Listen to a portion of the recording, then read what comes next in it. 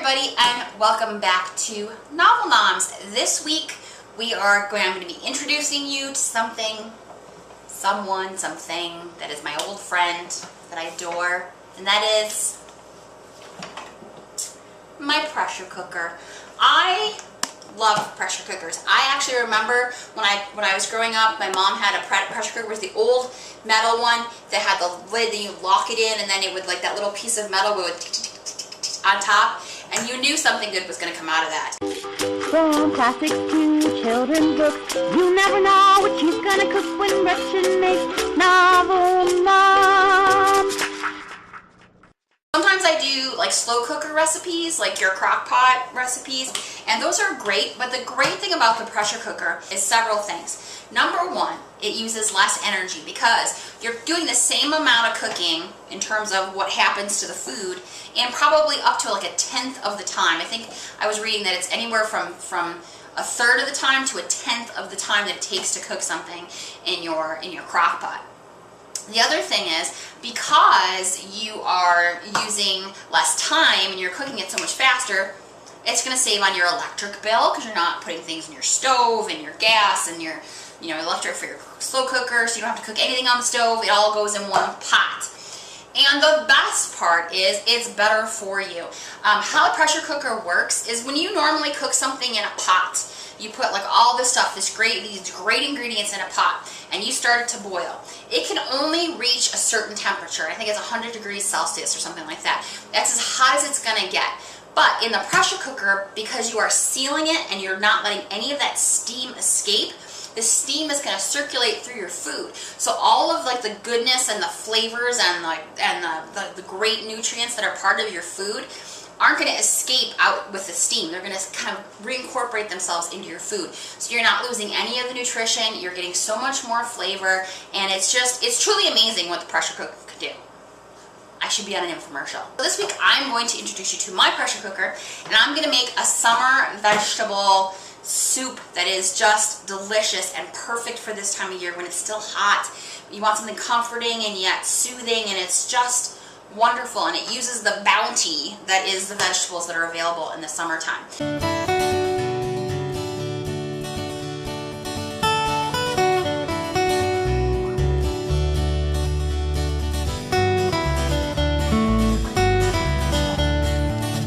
And I wanted to go along with a book that I read I'm actually going to start rereading it tonight. It's called The Omnivore's Dilemma by Michael Pollan. It's really about educating people on where their food comes from, and not just on meat, but everything. And do you really know what's in that burger that you're eating, or how that steak, how the cow that steak came from, how that cow was treated, or what hormones were put into them?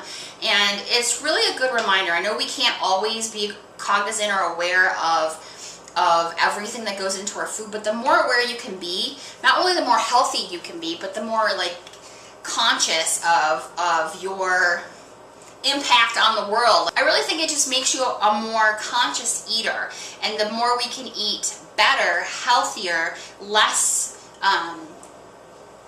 chemically processed foods and stuff that comes from clear across the world, and we eat things that are local and produced humanely, and all of those things, I think, just kind of make us a more well-rounded person. That was a lot of information. But the other reason I wanted to do this too is because something I've decided is I am going to work my way into the world of vegetarianism. And I don't think I'll ever be 100% vegetarian, but my consciousness and my awareness of where meat comes from and how it's currently farmed and everything, this is the direction I want to go. So I'm all for being aware. Yay! So let's make some summer vegetable soup in honor of the Omnivore's Dilemma. Okay, so it's really important when you are cooking in a pressure cooker that you do think about flavor, because it's really hard, kind of like we think about with your slow cooker. It's really hard to add flavor when it's been cooking and done all its cooking time to kind of do it after the fact. You kind of need to think about having the most bang for your buck. And just to give you an idea of the kind of things you can do in here, like you can do an entire pot roast in an hour. Like I made shredded beef in a little over an hour because I needed a little extra time, which normally would take me 5 or 6 hours in my slow cooker, which is craziness. Okay, so we're going to develop some flavor. The first thing I'm going to do is I'm going to add in some basic ingredients that are going to add to the flavor, add to the texture, and because they're going to cook down, I don't necessarily need to worry too much about it looking pretty because it's going to end up getting blended with the hand blender and making this beautiful creamy soup. So first I have 2 good-sized zucchini that I'm just going to dump into the bottom of my pressure cooker. So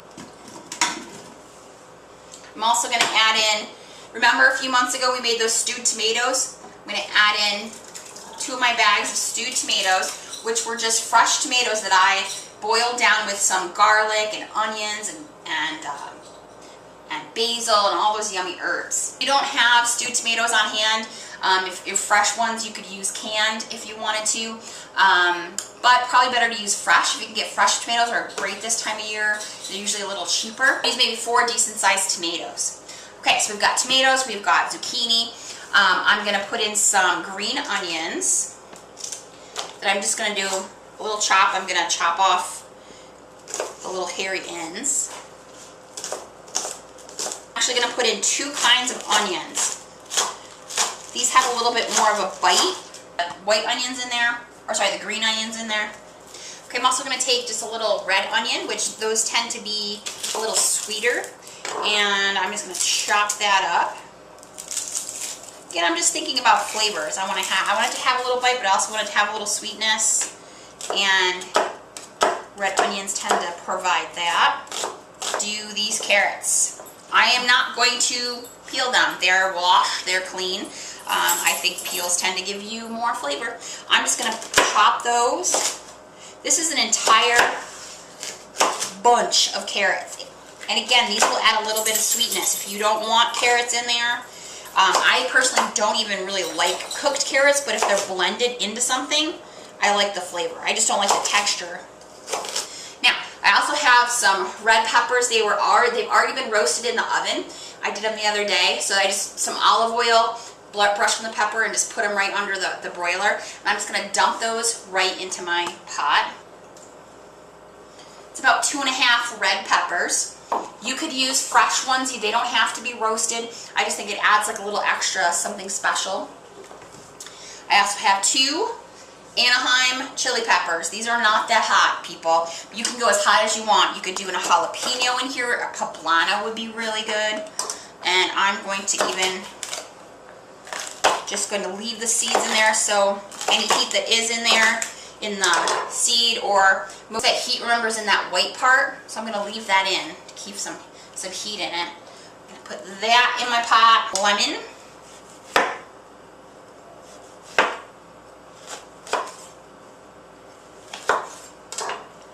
Just going to squeeze that in there. So I squeezed half the lemon in there. You can put the whole thing in there.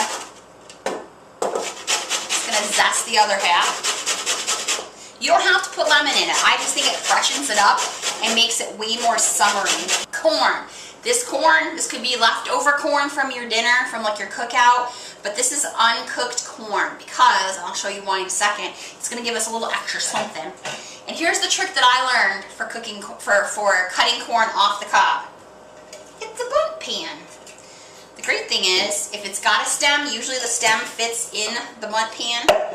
If it doesn't have a stem, the little end part, just jam it in there. Bundt pan, and then cut straight down. You're still going to get pieces that go outside the thing, but you're going to get way more than you would if you're using a cutting board, because the cutting board, they go all over the place. Okay, so here's what you're going to do. You're going to cut the corn off the cob, and then you're going to take the back of your knife, and you're going to run it down the cob, because what's going to happen is there's juices. Every single one of those little kernels has like corn juice.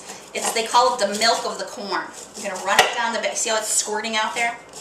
That's going to add some creaminess to your soup without having to add milk or cream or any type of fattening thing. So see all that? It's like corn milk. Alright, so I'm just going to do the rest of this corn, and then we'll get cooking. Okay, I'm cleaning up from the corn explosion. That's about 5 ears of sweet corn, which is summertime, that is the thing. If this were winter and you couldn't get real good corn, or you can't get corn where you are, you could use potatoes because it's going to give you that creaminess without the actual like heavy cream and all that. And you could add potatoes to this if you wanted to. I was told that, you know, some stews and soups aren't really stews and soups unless they have potatoes in them. And that was according to an Irish person. Can't remember what your username was, but you know who you are. Alright, so we've got corn, green chili peppers, carrots, tomatoes, onions, red peppers. Look at all of that wonderfulness.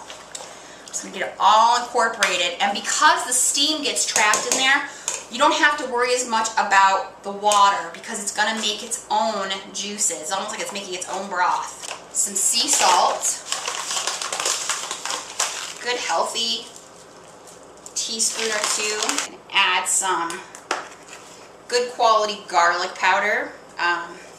Whatever herbs you like. I'm going to add some pepper, some nice coarse ground black pepper, and my favorite thing in the whole wide world, curry powder. You don't have to add this. This on its own is going to be delicious, but I'm going to add a little curry.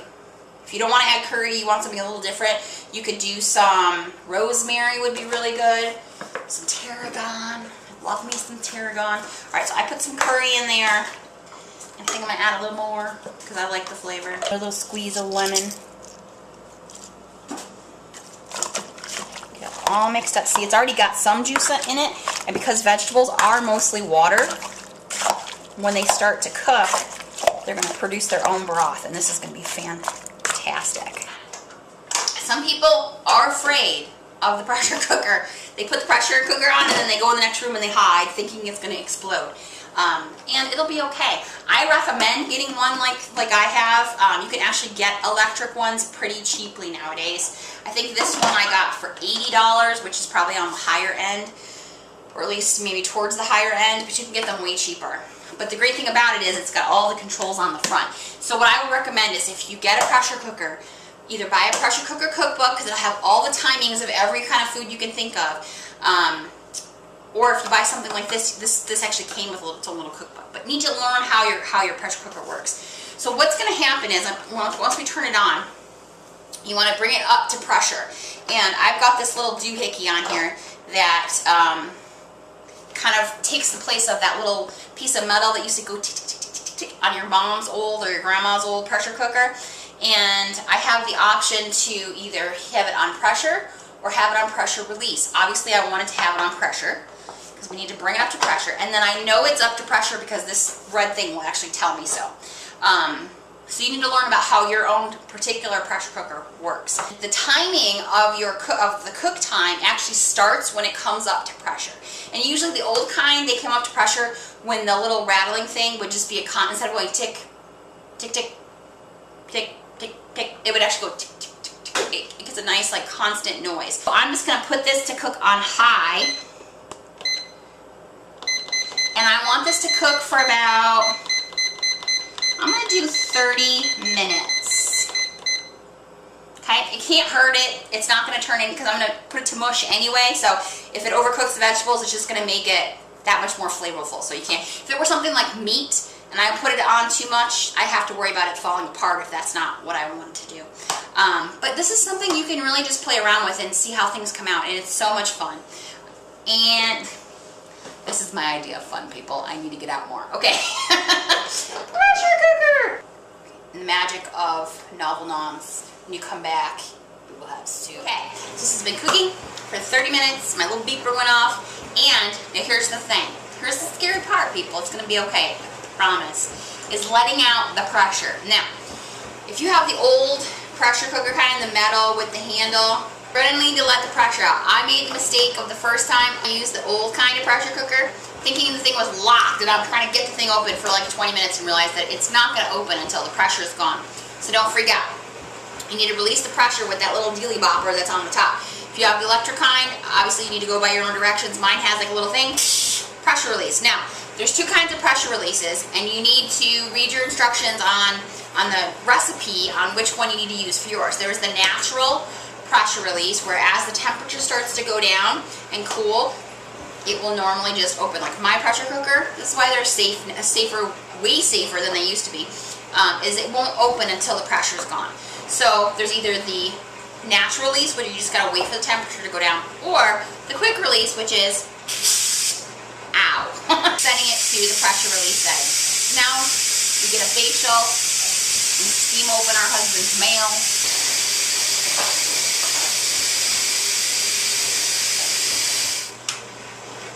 Okay, my little indicator has gone down, which means I can open it. OMG.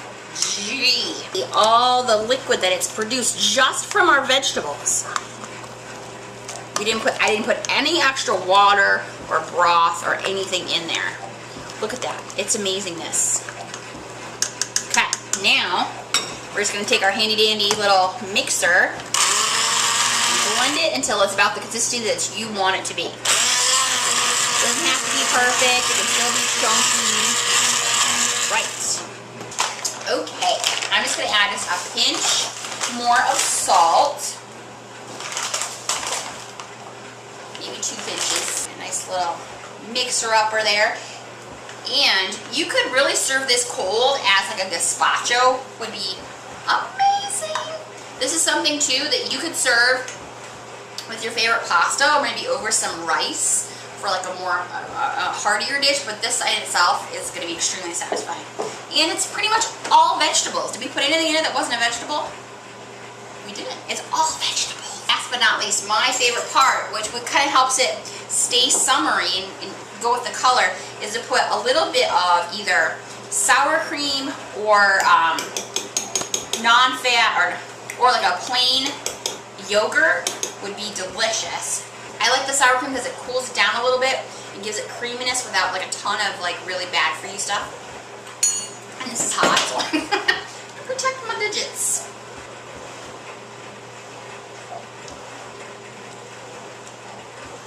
Seriously, like you can taste the corn, all those beautiful seasonings we put in there, which we didn't put that many. We put the curry, we put the garlic, salt, and pepper, and it's really good. It's like you get that tomato soup taste, which is like a great wintertime, fall kind of thing. But because it's got the brightness of the lemon, you kind of punch it up a little bit, and the summery vegetables in there, it really just sings of summertime. But this is something you could absolutely make in the wintertime too. This would be great with a grilled cheese sandwich. Why didn't I make grilled cheese sandwiches? Go read Omnivore's Dilemma. You don't have to, but I would, I would encourage you to. I'm gonna try this whole vegetarian thing. I'm gonna enjoy this gorgeous summer vegetable soup. I hope you enjoyed the music of my dishwasher. See you next week on Noms. From classics to children's books, you never know what she's gonna cook when Gretchen makes